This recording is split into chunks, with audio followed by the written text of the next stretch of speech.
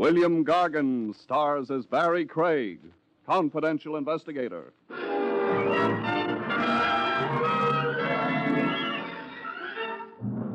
Did you ever wonder, folks, how a certain species of blonde can breathe in spite of a heart of stone?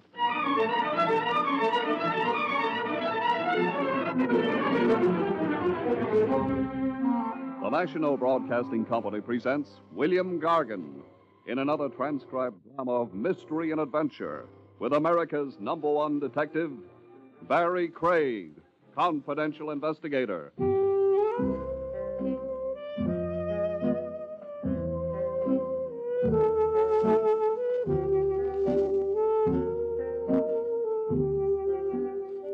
Barrie Craig speaking. A confidential investigator occupies a kind of strategic position in law enforcement. He can mix with an element a regular department cop is obliged to scorn, if not arrest on sight. Like a cop, the confidential operator is on the side of the angels, but he can work for the devil, like I did, not too voluntarily once upon a crime. The case came at me in broad daylight at the foot of Father Duffy's statue on Broadway. The first I knew of it was a gun in my ribs. Freeze, Shamus, and don't let out a peep. A tough right out of a B-movie, with a reek to him like he ate garlic for candy. Is it a gun or a monkey wrench, Sonny? Bleed and find out. A line of dialogue like that you ought to copyright. Hey, you're talking yourself to death. Shut my mouth. See that car in the corner? The green and white job that reads PD? Not the police car, smart guy, the one behind it. Oh, the hot limousine. It ain't hot. It was bought legitimate. Pardon me. Go get into it. Times must be hard for you to get down to me. This isn't a snatch. And what is it? You'll find out. In with you. Give her the gun, Needles, and off the big street, first turn you can make.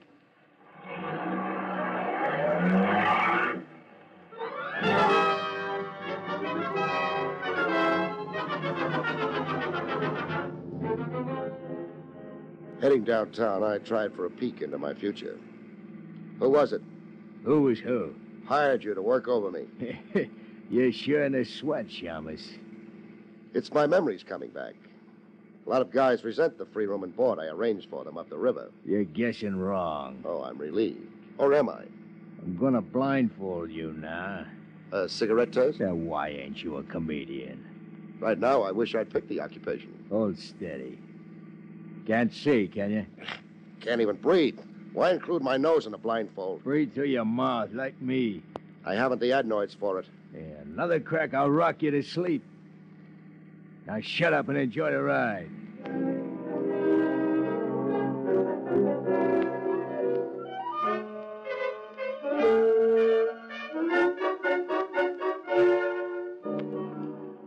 I could guess our general destination by the odor. A New Yorker develops a nose for local geography. Front Street somewhere, off the East River. The Fulton Fish Market couldn't be too far away. You're going down cellar steps, so hold on to a rail. I've got the rail.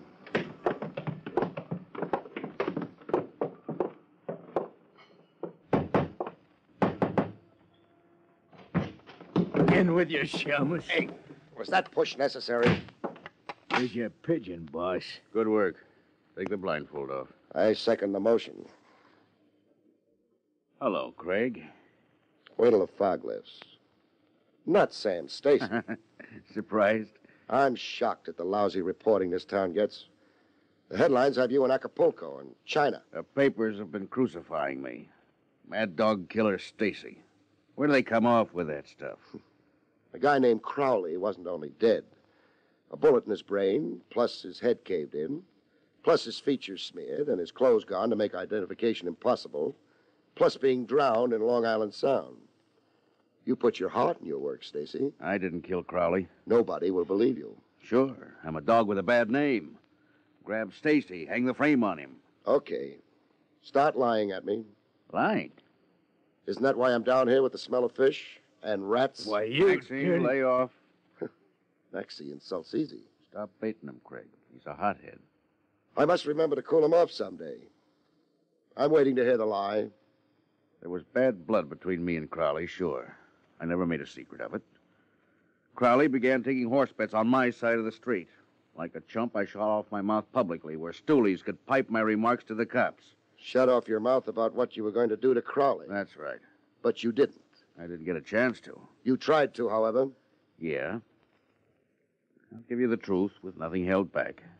At your own risk. Under these circumstances, I don't regard it as confidential. The day before Crowley was fished out of the river, I trailed him to Obermeyer's boathouse over on the north shore of Long Island. But What's the big but? Crowley shook me. I bushed for him in my car off the pier, figuring he'd come walking right into my gun. He never came off the pier. He took off by motorboat. That's your story. It's the honest truth. Why are you crying at me? Get whoever beat me to Crowley. Get me in the clear. I'll pay you a fat fee. If you live. I'll live. I've got a hot flash for you. There's a shoot-to-kill order out for you. I'm in Acapulco, China. Only I know different now. You mean you'll finger me? I mean, It's a chance I'll have to take. The way it stacks, you're my only chance. why not let me surrender you alive? No good. I'd hate myself in the hot seat. Maxie, Yeah, boss? dump Craig somewhere. Crease him a little? A little. I can't risk you being able to pinpoint my hideout, Craig, if you decide against me. I've been hit on the head before. I don't want Craig injured, Maxie. Just like you say. A big break for you, Shamus.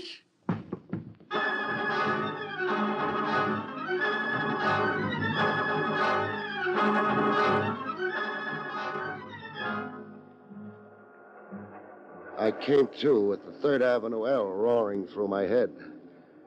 I was on a stoop front, tilted at an angle, my hat down over my eyes, and an empty pint bottle at my feet, like a bum sleeping off a bottle of paint remover. Sensitive Maxie had a sense of humor after all. I found a note pinned inside my coat. Craig, I've got a wife and kids. Please, Stacy. Pinned to the note was a $1,000 bill, a retainer. A wife and kids. If it was a lie, it was a good one. It was about the only way Stacy could hook me as a helper.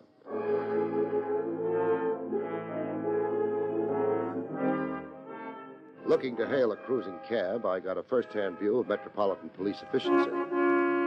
A familiar flavor that breezed so close it flicked lint off my trousers. Barrie Craig, Lieutenant Trav Rogers. climb in. Must I? It's an order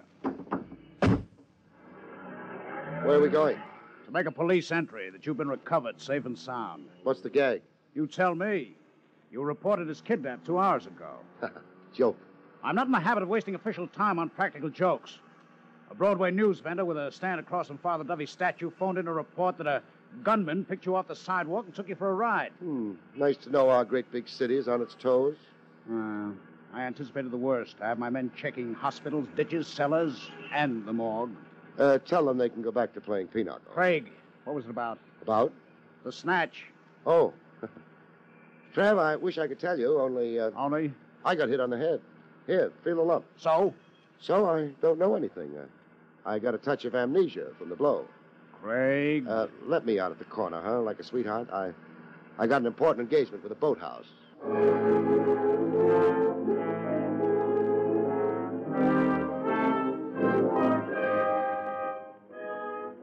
Obermeyer's boathouse looked like a wreck washed ashore by a hurricane. Scrap iron, old anchors, piles of rusted junk. Like Obermeyer never threw anything away. Boats for rent, hour, day, or week, the sign read. Hello? Here, Oh, you rent motorboats? you can read. Sassy at your age, and you won't make out with St. Peter. What do you want? Civility. Ain't got any. Rent boats. Who's kidding who? Brace yourself for a shock, Obermeyer. I don't have to. You're a detective. It shows. Big feet, bad jokes, and a swelled head. Now, what you after? A murderer. You won't find him here. The victim was a man named Crowley, a man you rented a boat to. I ain't never murdered a customer. Do you have some reason for being a little slippery, Grandpa? See through it, do you? Like through glass. I've got a reason. $200. Meaning? The deposit is, Crowley? Crowley left for the motorboat. He never came back for it. He never brought the boat back. Found it scuttled on a sandbar. Repairs on it came to more than $200. Relax. I'm not parting you for your money. So $200 is why you never made a police report. Police report, you say? That slippery note's back. You knowingly held back information bearing on a murder case. I'm a poor man. And a grade A chiseler. Where was Crowley taking himself to? How could I know? Because you're the inquisitive type. Murder Island? Murder Island? Name it got from the tenants on it. Where is Murder Island? About 4 miles north by east out there in the Sound. Who tenants it? Vince Keeley. If you're a detective, you'll know him. Yeah, I do. Gambling czar, only nobody's ever proved it. On trial for murder last year, only the jury didn't convict. Keeley had an alibi. Yeah, surprise alibi. The last-minute kind that knocks down a case. I want a motorboat and a chartered course to Murder Island. A storm coming up. Well, not for hours, the way the sky looks. Storms are deceiving. I'll take the chance. I'll want a deposit. I'll bring the boat back. If Keeley lets you come back, I'll want a deposit.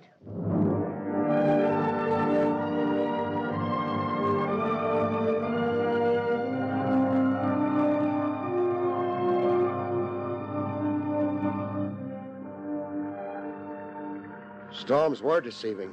The storm had come at me. Like Obermeyer had push-button control over storms and was having this laugh at me. Rain in buckets from overhead and the river splashing over me below.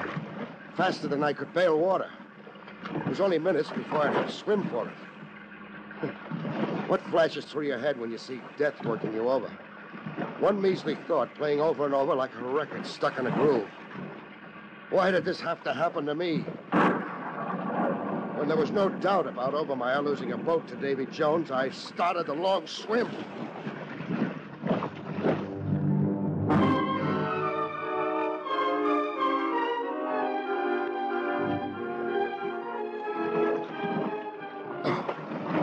Coming up for the third time. Water running out of your nose and ears. You get hallucinations. Pleasant ones. My hallucination was a sea nymph with the build of a channel swimmer. Looking at her face was like leafing through an old album. She was every lady I'd ever known, starting with my mother. Lie on your back. Give me your hand so I can pull you to shore. Give her my hand. Talking like my life was her special problem. Hold tight now. Hold tight. You obey. You let her take charge while you go to sleep.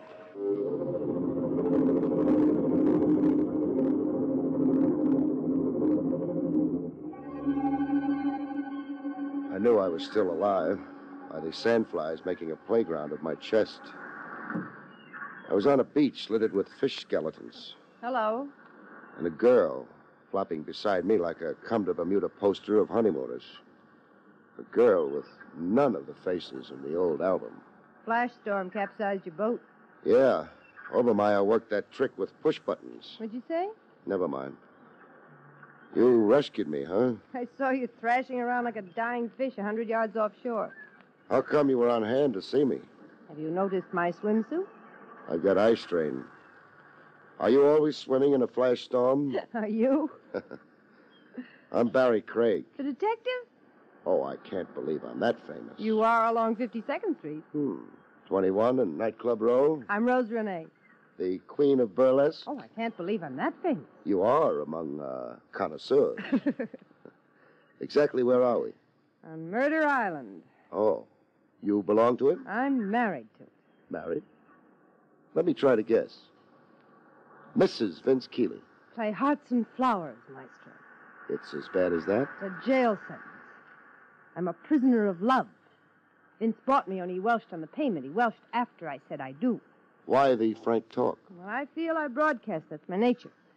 I'm cooped up on this crummy island so Vince won't have to fight off the boys giving me the eye. The only glad rags I get to wear is a swimsuit. So pick up and go. I'm allergic to morgues. Yeah. Murder is Vince's business, they say. That's no joke. Vince connived his way out of one murder rap last year with a phony alibi. Yeah, I remember the trial. Who was it again Vince was charged with knocking off? Dixie Dugan, his business partner. Oh, Slot machines, dice houses, stolen liquor. Dugan was fed up, about to confess all to the DA when he suddenly turned up dead. Vince served champagne that night to celebrate.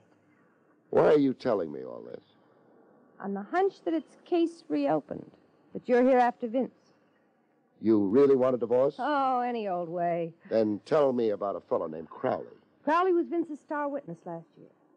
Crowley's alibi for Vince got Vince acquitted. Sister, your divorce is practically on the horizon if you come through with this next one.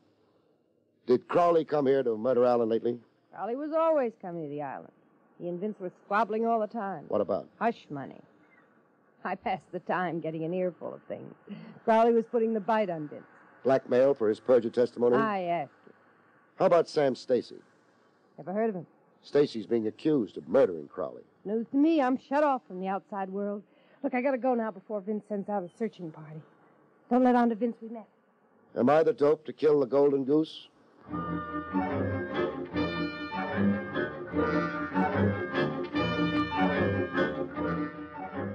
A snake in Vince's bosom. Boredom wasn't Rose's only motive for putting hubby on the spot. She had her eye on big dough and a high old life as a merry widow. Vince Keeley acted as outraged as a guy could get.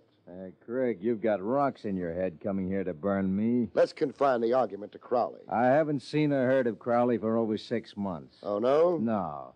Then how was the payoff worked? What payoff? The blackmail money to Crowley for the perjured alibi last year. Hey, you're asking for something. You hinting the river? Now, look, you got me all wrong. I made a shady buck once, sure. It's all behind me.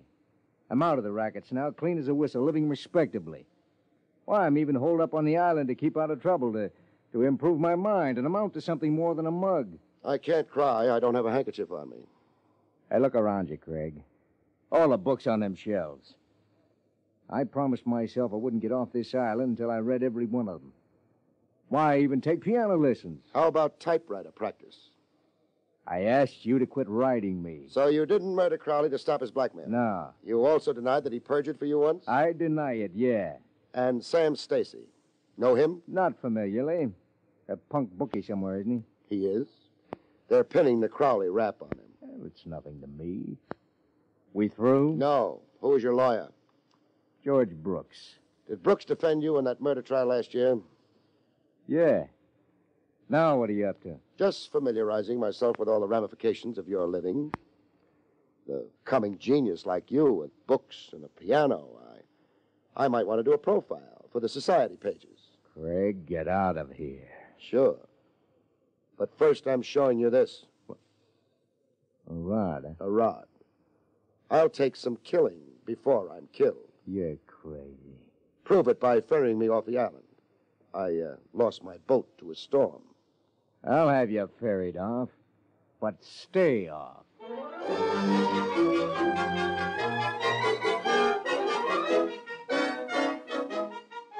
Back in town, George Brooks, the mouthpiece, was twice as outraged as Vince Keeley'd managed to be. Craig, you've no right to persecute Vince Keeley. I haven't, huh? The man's turned over a new leaf. He's reformed. He's cut off every association he had with his former life. Let's boil it down to murder. Accusing Vince of murdering this Crowley is fantastic. How about accusing Vince of winning acquittal in a murder trial through the late Crowley's perjured testimony? That's a cheap, contemptible lie. I defended that case. I know. Why do you represent a man as notorious as Vince Keeley? Because I believe every man has some good in him. Because I'm not a blue nose or a moralist. Because I have every evidence Vince Keeley wants to live a decent, useful life if given a chance. You're positive Keeley hasn't done murder, past or present?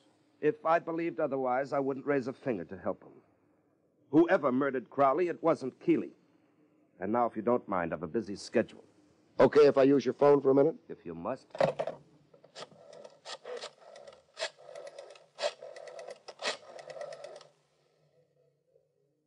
Barrie Craig speaking. Give me Lieutenant Trav Rogers. Craig, if you mean this as some psychological trick, it's utterly childish. Is that why you're beginning to perspire?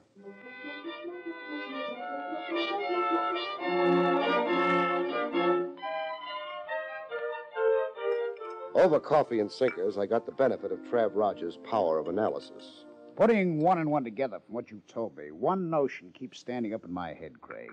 Said notion being? That you might end up where you began, with your client. Stacy murdered Crowley like the police bulletins insist, huh? Yes. Stacy hired you as a smokescreen.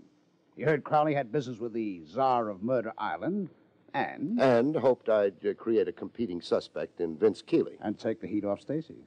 The notion makes sense, but... You don't buy it. Not until I have another look at Murder Island. Looking for what? The Queen of Clubs.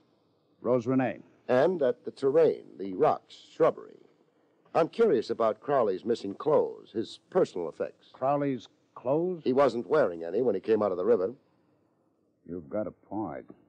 Find any article of Crowley's on Murder Island, and you've made a liar out of Vince Keeley. Crowley hadn't been around in over 6 months, Vince swears. Let's go. Oh, just a minute. You including yourself in? It's suicide to buck Keeley and his crowd alone. I'm the suicidal type. Morbid depths to my personality, my horoscope says. Craig, don't be stubborn or vain. The case is too big, too important for a confidential operative to lone wolf it. I've done okay so far, without company. Then I'll have to throw the book at you.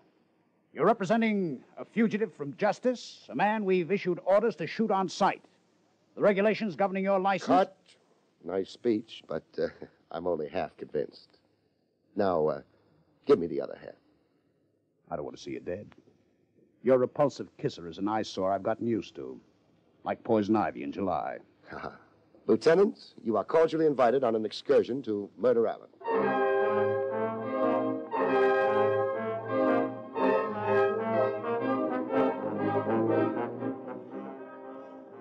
We combed every nook and crag of Murder Island, but no luck. My aching feet, Craig. I can make a surveyor's map of this rock pile from memory. So we drew a blank.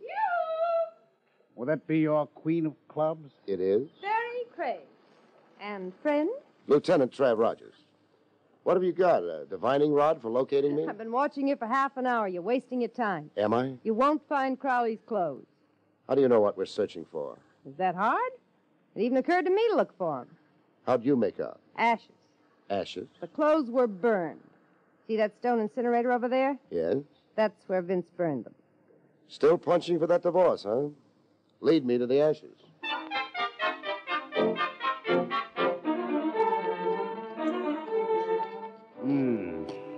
These are the ashes of fabric. You're sure? I did time in police lab. Fabric burns in its own special way. The ash has a consistency. Hey, I've got something that practically converts the ash back to a suit of clothes. What is it, Craig? What does this look like to you? Cufflink. What's left of it? Any initials?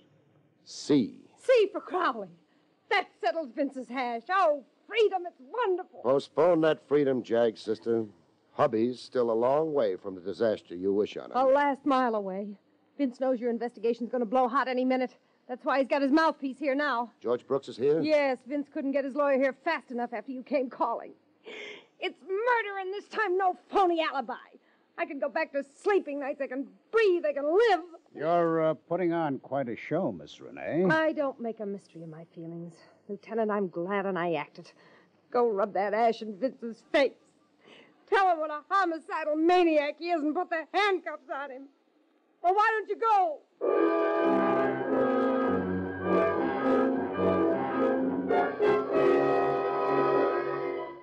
Quite a repertory, Rose Renee. Hysterics. They were long overdue. Vince Keeley roped her into marriage and never let go of the noose. The way you work up sympathy. I'm not all cop, Trev. Who makes the arrest? It's your case. Door's locked. A pistol shot, Craig. From inside the house. Vince! Vince, let me in! Vince!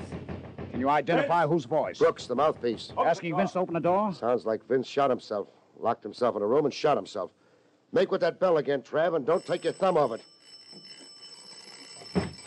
Who? Craig. And Lieutenant Rogers. What was that shot? Vince, in the library. He locked himself in and shot himself. Rough. I begged him not to, not suicide. What alternative did you suggest, Brooks? Alternative? Lieutenant means suicide or the chair for murder. It was 6 of one and a half a dozen of another for Vince. Yes, I suppose you're right. You sound like you've changed your mind about Vince's reformed character. Vince changed it for me. He confessed many things to me. I've been a blind fool. What did Vince confess about Crowley? Vince confessed to murdering Crowley.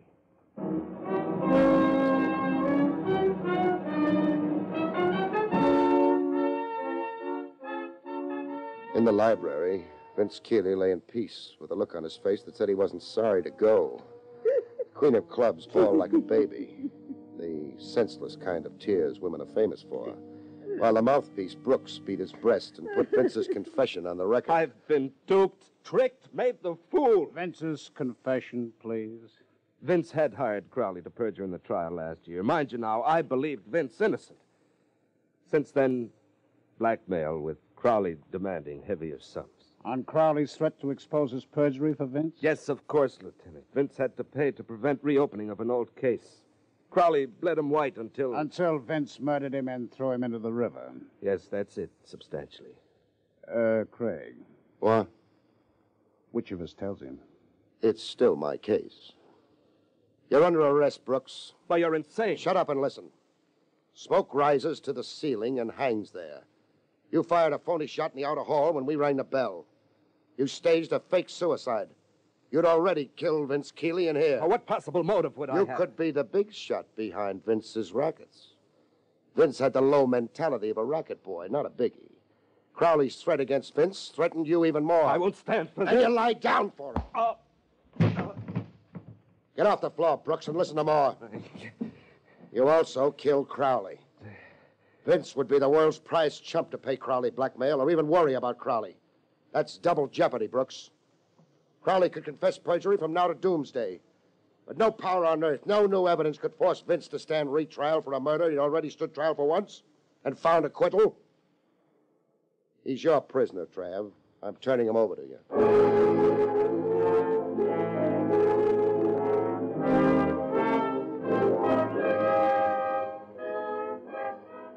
A week later, Stacy looked me up to thank me in a midtown Hofbrau where the Wiener Schnitzel made you hungry for ham and eggs. You took the curse off me, Craig. I'll never forget it. Mad dog killer. Those headlines gave me the willies. You're grateful, huh? I'm on bended knees. You can't reach for your wallet like that. Reach for my wallet? There was talk of a fat fee. Oh. I hate to do this to you, Craig. But the fact is... The fact is? I'm broke. Government's new bookie tax. I folded my tent. No bets, no horses. I'm down to driving a beer truck. For the wife and kids? That's another thing, Craig, I want to tell you about. No kids? No wife, even. I'm not married. Good night, folks. See you next week.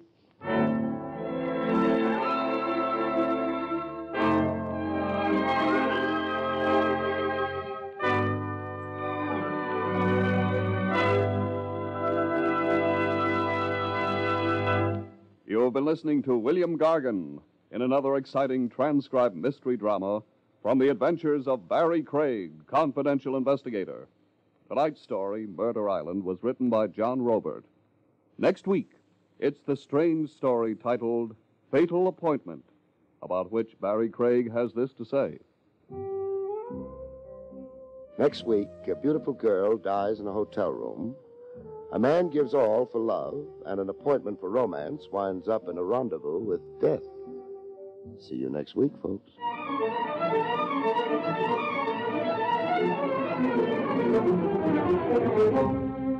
Featured in the role of Rose was Elspeth Eric. Barrie Craig, starring William Gargan, was under the direction of Hyman Brown. This is Don Pardo speaking.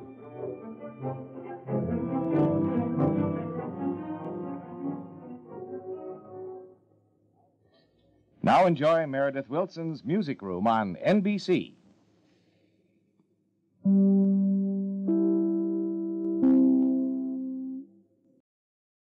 William Gargan stars as Barrie Craig, confidential investigator.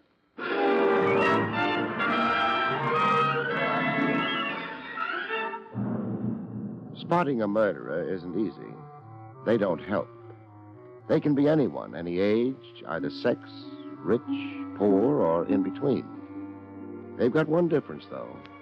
They kill people.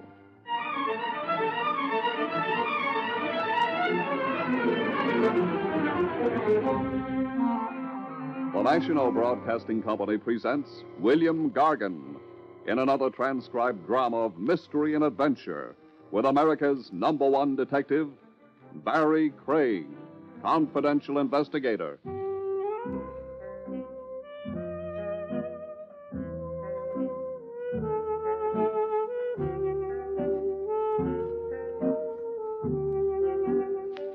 Barrie Craig speaking. Lots of people shy away from going to a privatized office. I guess they figure it isn't respectable. I guess when you spend a couple of minutes thinking about it, they're right. It isn't respectable. Because it's a confession that something's wrong with their lives. And what's wrong is rarely a bookkeeping error or a mistake in spelling. You don't care for the hamburger, Craig? Huh?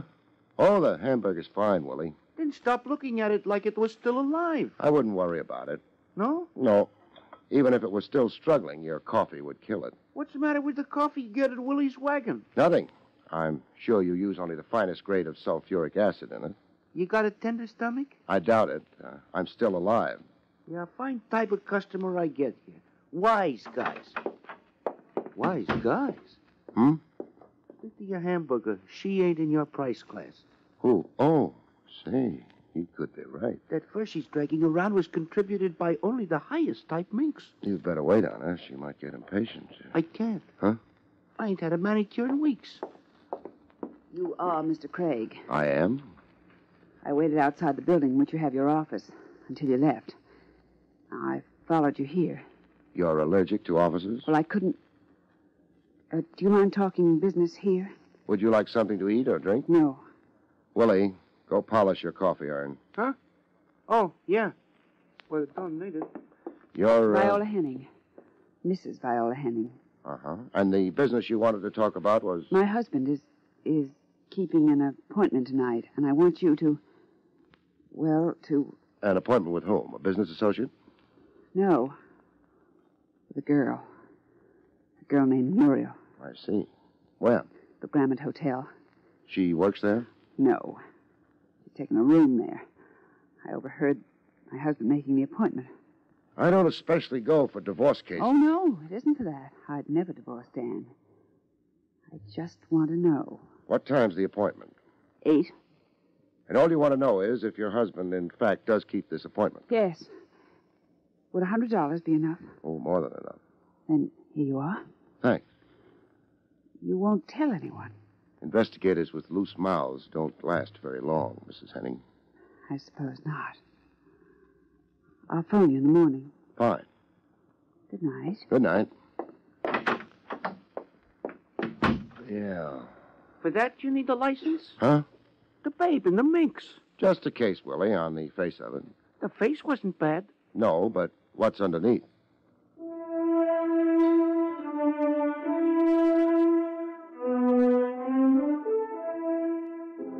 I killed some time with Willie. His feeling is he's a very good gin player. I won enough hamburger for half a dozen cases of acute indigestion and then went on to the Hotel Grammont. I let the clerk in on my little secret. I told him I was looking for a maiden aunt. For $5, he believed me. I found a Muriel who'd booked a room at 8 o'clock. The full name was Muriel Jones. Jones.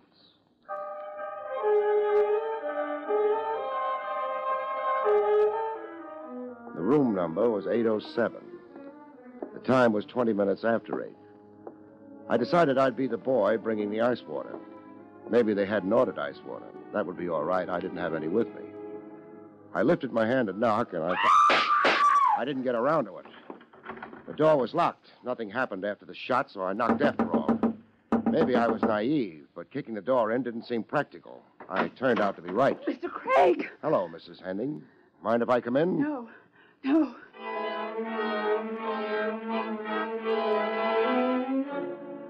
was a girl lying on the floor. Her eyes were open, and they stared up at the ceiling of the room. It wasn't a very interesting ceiling, but that didn't matter. She wasn't seeing it. Dead. Who was she? Muriel. The girl I told you. Yeah. Except you didn't mention you were also planning on showing up here. I couldn't help it. I had to see her. She isn't much worth looking at right now. Two-room suite. That the back door? I don't know. Yeah. Back door and fire stairs. What else couldn't you help, Mrs. Henning?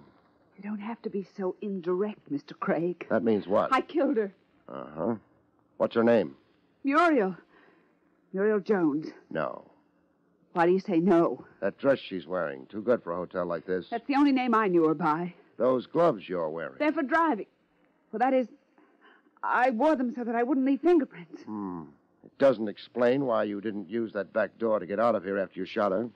I changed my mind about hiding my guilt. Tell me how you killed her. Start outside in the hallway. You came to the door, you knocked. Yes. She opened the door. When I came in, she shut the door. She didn't know who I was. I told her. She liked that? It didn't seem to matter to her. I accused her of taking my husband from me. She laughed at me. So I shot her. You had a gun? Yes. You shot her. She fell down and died. You heard me knock. You hesitated. Then you opened the door. Yes. I've had time to look around the room. I've looked. What difference does that make? You say you shot her. I did. What did you do with the gun? Eat it?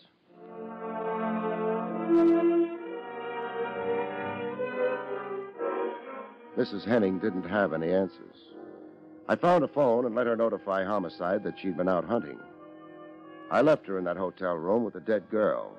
Both of them would wait.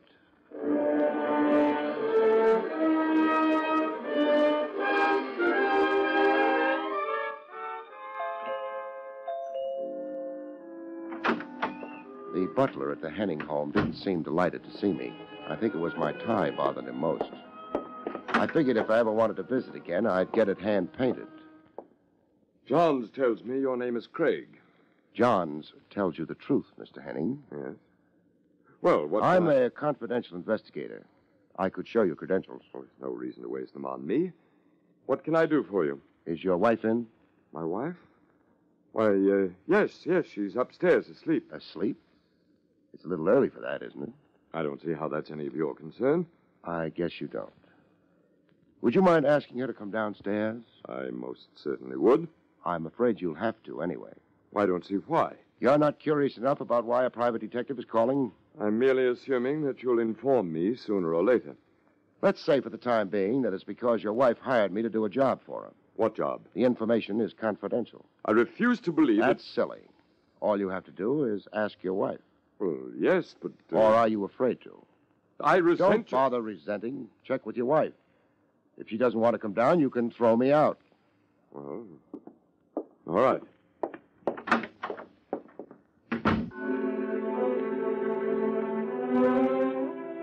I didn't know exactly what made him go through with it. Maybe it was because his tie was already hand-painted. Mr. Craig? Yeah? My wife isn't feeling very well. She can't come down. Uh-huh. When did you see Muriel Jones last? Jones? Let's just leave it at Muriel. We'll discuss last names some other time. We won't discuss it at all. You're not very big. I could push you aside and go upstairs. You wouldn't do that. Oh, you're not sure of that. So when did you see Muriel last? Well, why not ask the lady? Oh, there's a technical difficulty. She's dead. She's what? Dead. You're quite serious? It's not a good subject to joke about. Well, how did she... She was murdered. Oh. Well, who would want to kill her? That might depend on who she really was. Her name was Muriel Carter. She sang at the Bright Star. Her voice was very beautiful. She's still dead. I find that hard to believe. She had such a rare quality. It didn't stop the murderer. She was, in her way and in our time, a lovely princess. I've heard of the Bright Star. It's run by a man named Thompson. He's short, fat, and greedy. As far as I know, he doesn't hire princesses. Now, what do you mean by that? She sang for Thompson, that's all. And what did she do for you? I think you'd better get out. I'd like to, except I've got a client. I'm in the middle, whether I like it or not. I could say I don't like it, but what good would that do? Did you keep your appointment at the Grammont Hotel tonight? That's none of your... I had no appointment tonight. It might pay you to keep in touch with your wife. Good night, Henning. Good night. Your wife, who's upstairs and not very well. Yes? By this time, she's also downtown having a conversation with the district attorney. Did I say good night?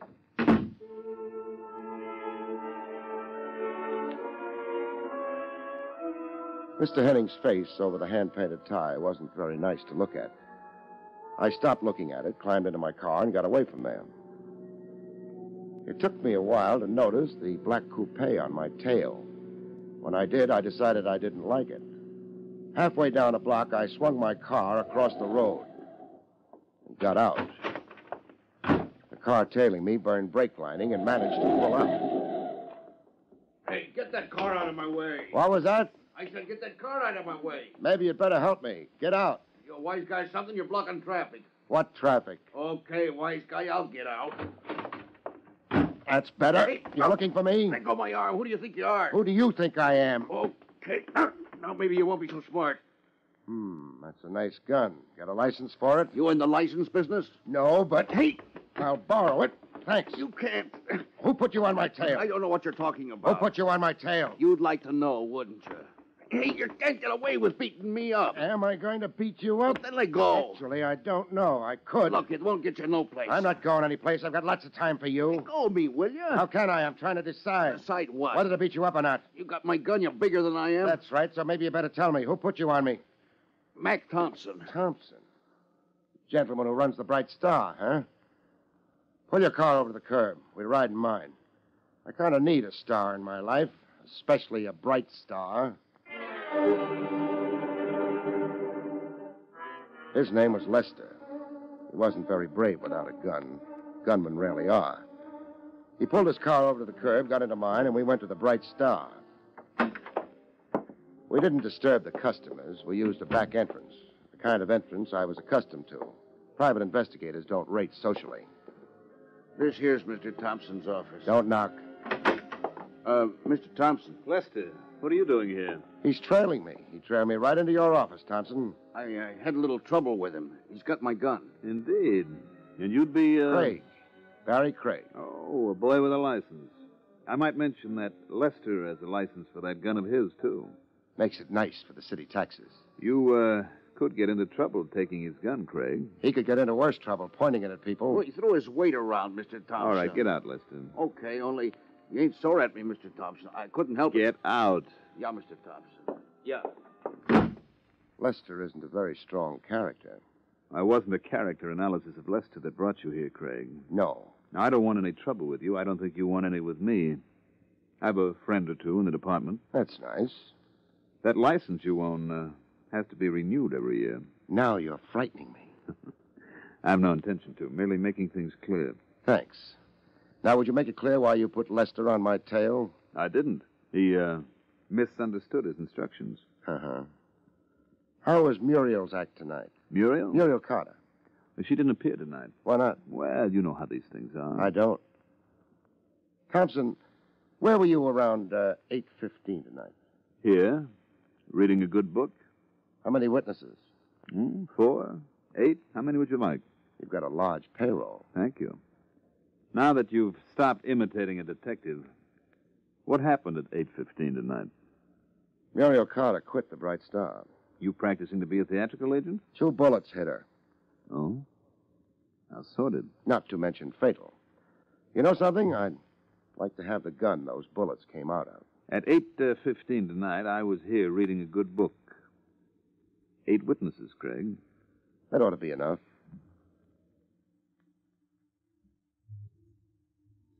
Thompson. Yes? I don't believe the performance. I beg your pardon? You're playing it too tough, too straight. Which means? I think you went for her. That may be true. It's a habit of mine. I've seen her. More than habit, Thompson. She was worth a gross of your ordinary stock. Possibly. So I'm all broken up inside by the news. It wasn't news. Why was Lester staked out at the Henning home? Good night, Mr. Craig. I'm still looking for that gun. Good night. The hallway outside Thompson's office had run out of lights. It was dark, and I headed for the floor quick, but halfway down I found out it wasn't entirely my own idea.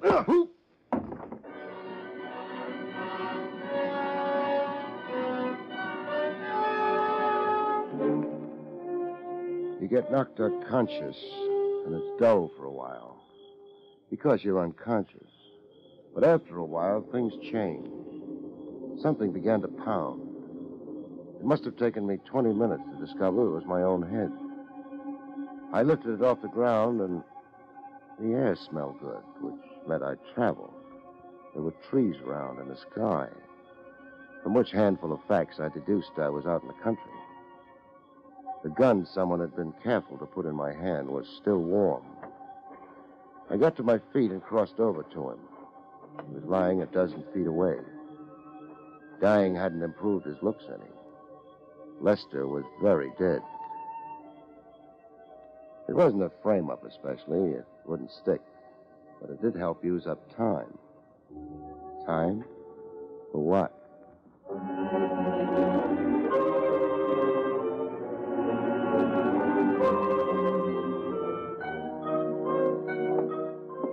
Headquarters had a nice green lamp burning outside. The trouble with hanging around police headquarters is you can't ever lock the front door. Hello, Lieutenant Rogers. Anybody comes in. Even...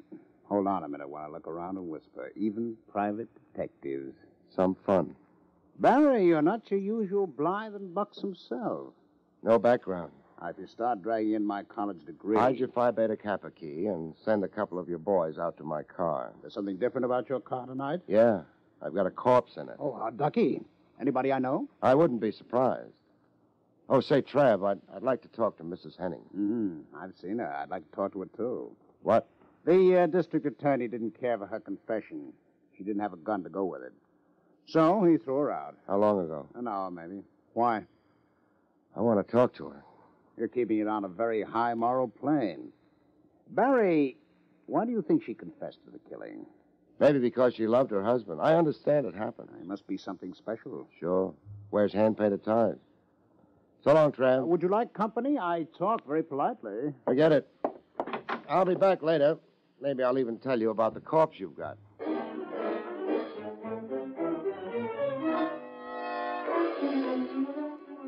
My head didn't feel too good. Maybe I was wrong. I'd find out. The Henning house was dark when I got to it. I didn't worry about the butler much. It turned out that I didn't have to. The front door was open. The skating rink they used for a foyer was dark, but a line of light under the door down the hall told me where I wanted to go. Nobody noticed my low bow as I went through the door. Oh, Mr. Craig! Which way? The window. Caught a tail light going around the corner outside. There's nothing special about a tail light. I was late. Mrs. Henning.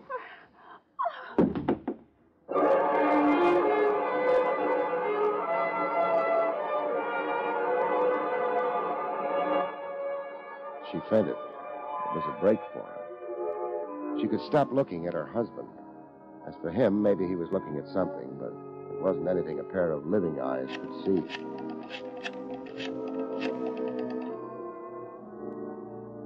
Lieutenant Rogers, homicide. Trav? Barrie. I'm at Mrs. Henning's home. Yeah. It also used to be Mr. Henning's home, but he won't be living here anymore. He's moving into smaller quarters. Underground.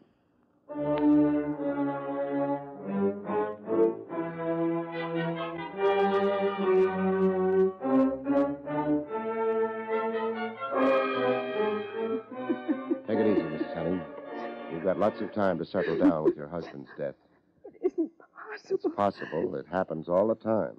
But who could have done... That's for later. You wouldn't want to confess to this murder, too, would you? How can you say things like that? Practice. I need a little information quick. The truth, maybe. What happened at the Grammont Hotel? For real. The hotel? I got there after Dan did. From the hallway, I could hear him and that girl quarreling. And then the shots. I wanted to run, but I went in. Dan wasn't there, but... Oh, I can't go on with this. You don't have to. Just hang around and greet the cops, huh?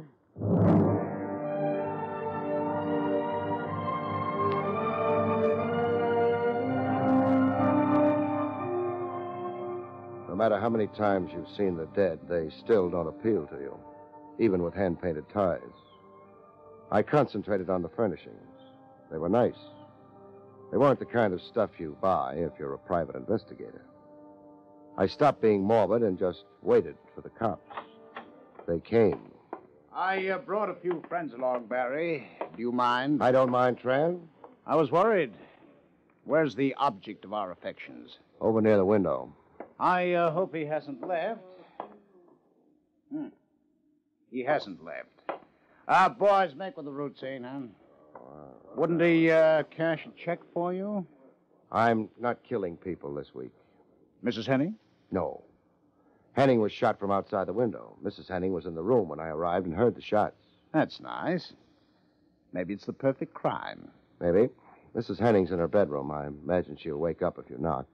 So long. And where, if I'm not too inquisitive, would you be going? You're too inquisitive. Barry! Don't worry about it. All I'm doing is looking for a star to hitch a wagon to. A death wagon.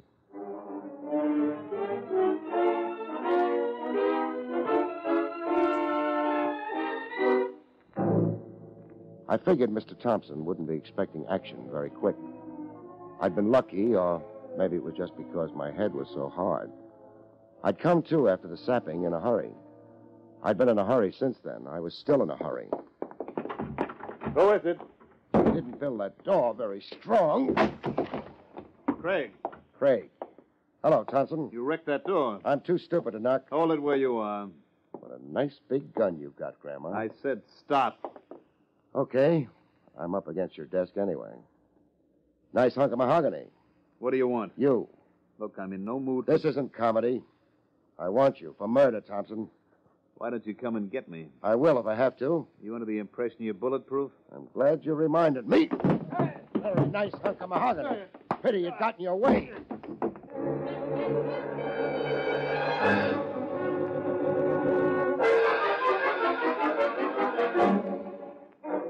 I hadn't hit him very hard. He came to after a while, and we went down to headquarters. Barry, where? Did I go after Henning died? I went to collect Mr. Thompson here. He's going to stay for a while. You might mention a few charges. Sure. Murder.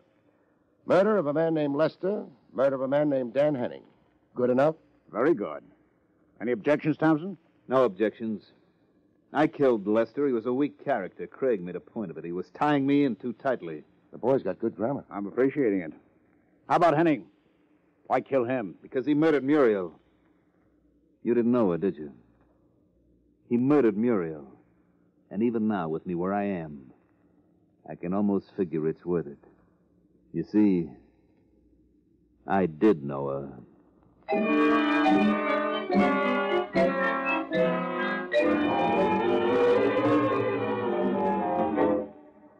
I left Thompson with Lieutenant Rogers. Maybe, according to his own bookkeeping, he'd been right. I'd seen Muriel Carter and was willing to give him an outside doubt. My job wasn't finished, though. I had a final report to make to my client. Mr. Craig. Yeah. Mind if I come in? I don't think I'll ever mind anything anymore. Come in. Thank you. The police are gone. They took Dan. You better sit down. Yes, hadn't I? You hired me. I've got to finish things up. Things? What things? I didn't know there was anything left. Oh, nothing important, but...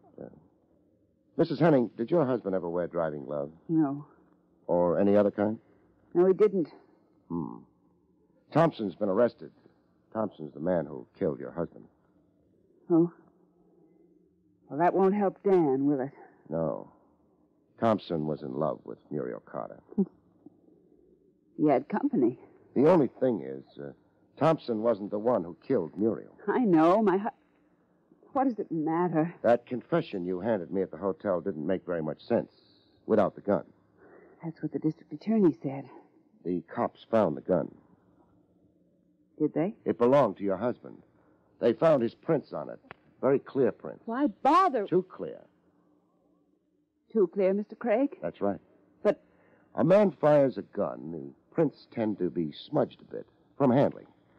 But suppose a gun is wiped clean. Then the man's fingers are carefully pressed on the handle. Then you'd have his prints. But they'd be too clear. I never knew that. I guess you didn't. Why are you telling all this to me? You're my client. Your husband didn't wear gloves. The police give a murder suspect the paraffin test. Matter of routine. You see, when a man fires a gun, small powder particles are embedded in the skin. Oh? Your husband hadn't fired a gun recently. Well, but... Look, I'm tired. I'm not sure what you're trying to say. With Dan dead, they've got his murderer. Why did they make all these tests? Well, I suggested it. Because Muriel Carter was registered at the Grammont Hotel as Muriel Jones. She was ashamed. A club singer? Working for a man like Thompson? She was going to meet Dan. No. She didn't take that room for romance. She took it for a meeting with you. This is so confusing. You were jealous. You hated Muriel Carter. You arranged that meeting at the Grammont Hotel. You suggested she register under an assumed name. It would look shadier that way. Shadier? To whom? Me, the private detective you hired in good faith. Oh. You let your husband know about the meeting. That's why he was there. That's why he took the gun away with him. That's why he lied to me later, said you were upstairs sleeping. That isn't why Excuse me, I should have said how. The why was because he may have loved you once. You made your confession, nobody believed. Thompson figured your husband for the killer and killed him in turn. But there was something wrong. The paraffin test showed your husband hadn't killed Muriel Carter. Then who did? I'm a funny kind of investigator, Mrs. Henning. Most guys in my business get cynical. They wouldn't believe you if you told them the time, unless you had 39 witnesses and a testimonial from your neighborhood church. And you? Oh, I'm different. I always believe a client. That's why we better get started, Mrs. Henning. We're going... Downtown, headquarters, where they'll put you under arrest for murder. One way or another, the evidence is all there. You see, when you made that confession in the hotel room, I believed you. Good night, folks. See you next week.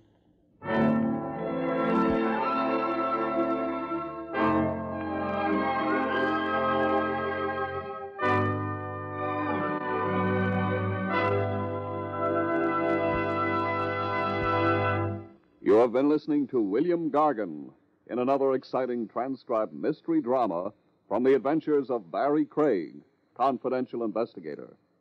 Tonight's story, Fatal Appointment, was written by Lou Vittis. Next week, it's the strange story titled The Deadly Fight, about which Barrie Craig has this to say. Next week, I meet a widow who can't find tears, an obituary notice in search of a corpse, and a boxing champ whose biggest win is a fight strictly off the record. See you next week, folks.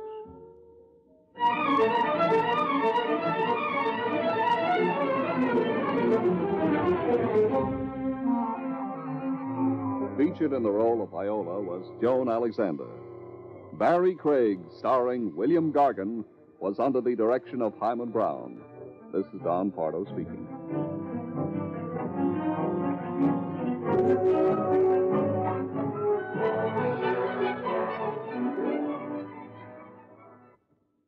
Three chimes mean good times on NBC. Thursday evening on NBC, enjoy comedy with Robert Young as he tries to convince the rest of the family that, without a doubt, Father knows best. Then lovely Rosemary Clooney is guest vocalist with Guy Lombardo and the orchestra on Your Hit Parade. And for high adventure, join Mr. Keene, tracer of lost persons, as he investigates the alcoholic bride murder case. Then Saturday, it's the Camel Caravan with Vaughn Monroe and his orchestra. Now enjoy Meredith Wilson's Music Room on NBC.